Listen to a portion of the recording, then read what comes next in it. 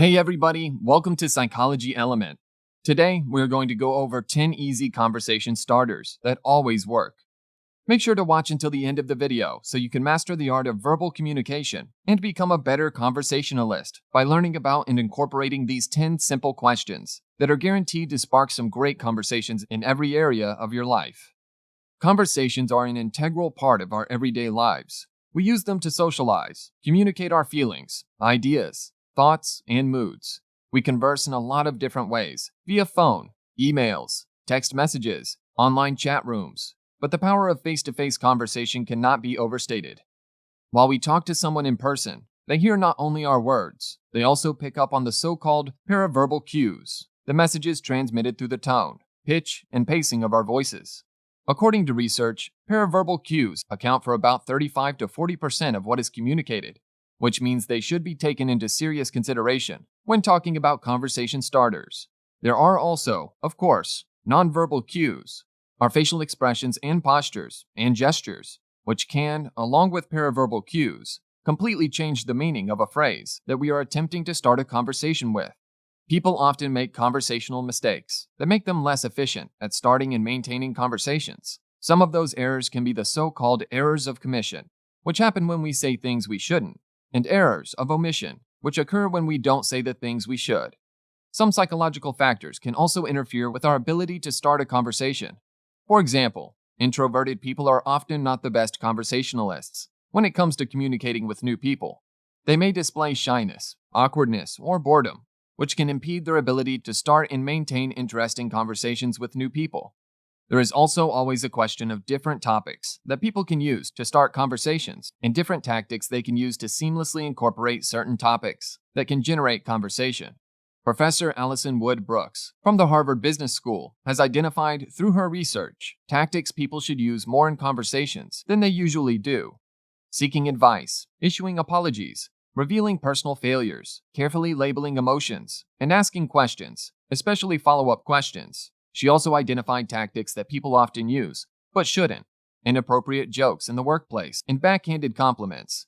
When it comes to topics of conversation, they can range from general to very specific. For conversation starters, general topics are easier to use, and they usually include topics such as the weather, food, clothes, music, culture, movies, and so on. Specific topics can be used in specific settings or situations. Divisive topics such as politics, news reports, and religion should probably be avoided. With all of that in mind, let's start listing the best and the easiest examples of conversation starters that will make you an expert in starting conversations in no time.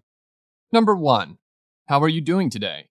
This simple and classic question is an undeniably powerful icebreaker when it comes to starting a conversation.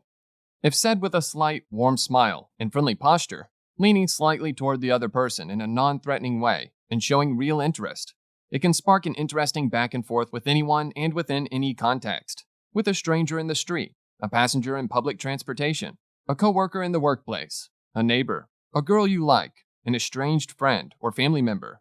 Accentuating you in this question shows interest in that particular person. And in this day and age, when people are mostly reserved, uninterested in other people's lives, or just too busy to even have the time to hear the answer to the question, it can pleasantly surprise the person you asked that and make them more likely to want to keep the conversation going. Number 2. Do you need some help? This is another classic conversation starter, and for a very good reason. It is a polite question that indicates your willingness to provide help to someone who may need it. If asked genuinely, with body language that signals that you are truly interested in helping, it can do wonders for getting into interesting conversations. By accentuating the word help with a friendly facial expression, you will be able to circumvent the awkwardness of the other person thinking that you may be insinuating they are less capable of doing something by themselves. The fact that this seems like an obvious choice for a conversation starter shouldn't discourage you from using it in an honest and genuine way. Number 3. It's really freezing cold, pouring, sunny today, isn't it? Never underestimate the power of the weather talk. It might seem trite and boring, but it is neutral enough to start a conversation that could go into a million directions. And if asked politely, but with a gentle smile and in a non-generic way, it can make another person feel noticed in a world where people in the streets hardly have the time, energy, or will to talk to anyone they don't have to. It's also neutral enough to allow people who don't usually like talking about themselves to strangers to start talking. Number 4. Could you point me to a decent place where I could have something to eat around here, please? People love talking about food in restaurants. It is a universal topic that can easily spiral into compelling conversations about exotic food, expensive wines, Italian cuisine, and many other topics. Accentuating the word could implies that you are polite enough to decently ask for help, and there's always a possibility that the person you asked will join you. Number 5. I love your jacket. May I ask where you bought it? Sincere compliments are always a great way to start a conversation. Compliments about someone's appearance may prove to be counterproductive, but complimenting something a person decided to wear may be a great icebreaker to interesting conversations. By accentuating the word love, you are letting the person know that you really like their taste in clothes. And who knows, you might have a lot more in common than a sense of style. Number 6. Are there any decent movies in theaters? This question can be appropriate when you want to start a conversation with a person who might be somehow indicating that they are interested in a specific area of popular culture, such as movies. People tend to associate positive memories with going to the theater to watch movies and are often nostalgic about them.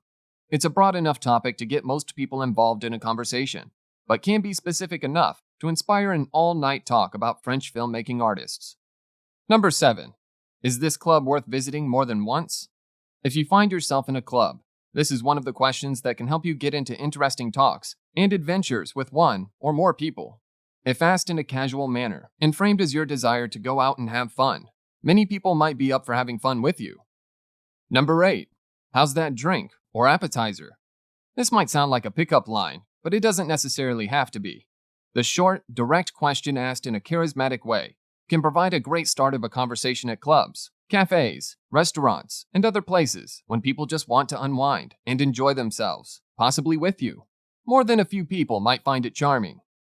Number 9. Having fun? This is another instance of a short and direct opener that, if said in a relaxed but charming way, can be surprisingly stimulative and engaging as a conversation starter. It sounds bold, fun, and tension and pressure-free, and it might result in an unforgettable night or day. It can also sound like an invitation in a non-intrusive way, which is usually when people actually do have the most fun.